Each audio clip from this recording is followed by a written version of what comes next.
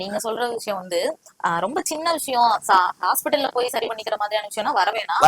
ஒரு 4-5 ஹாஸ்பிட்டல் போய் ஃபெயிலியர் வந்தா போதும்னு சொல்றீங்க.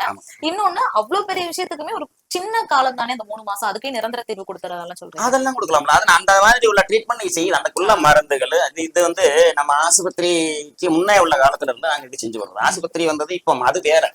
ஆஸ்பத்திரி சீர்சைன்னு சொன்னா அவங்க வேற ரீதியில செய்யறாங்க. நாங்க வேற. நாங்க எங்களாயிட்டு உள்ளது தாத்தா காலம் முதல்ல நம்ம மனுஷன் பிறந்து வளர்றதுல இருந்து இந்த வைத்தியம் இருக்குது.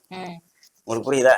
இந்த வைத்திய முறை வந்து மாறுபடுறதுனால இந்த இது மாறுபடும்னு சொல்றீங்களோ? இதுல நம்ம வைத்தியத்துல மாறுபடும். இல்ல இங்கிலீஷ் மருந்துக்கும் இதுக்கும் சொல்றேன். ஆமா, இது நாங்க வந்து இங்கிலீஷ் மருந்துன்னா அதாவது புக்க பார்த்து படிச்சு, அதாவது இங்கிலீஷ் மருந்துக்கும் எங்க மருந்துக்கும் உள்ள வித்தியாசம், எங்க மருந்து சாப்பிடாம ஆத்மீயம் கூட கலந்துருக்கும். புரியுதா? ஆத்மீயமும் மருந்து, அதாவது நம்ம மனுஷன் ஆத்மீயமும் மனுஷன் கூட சேர்ந்து வர்றதுதான் இந்த ஆயுர்வேதம்.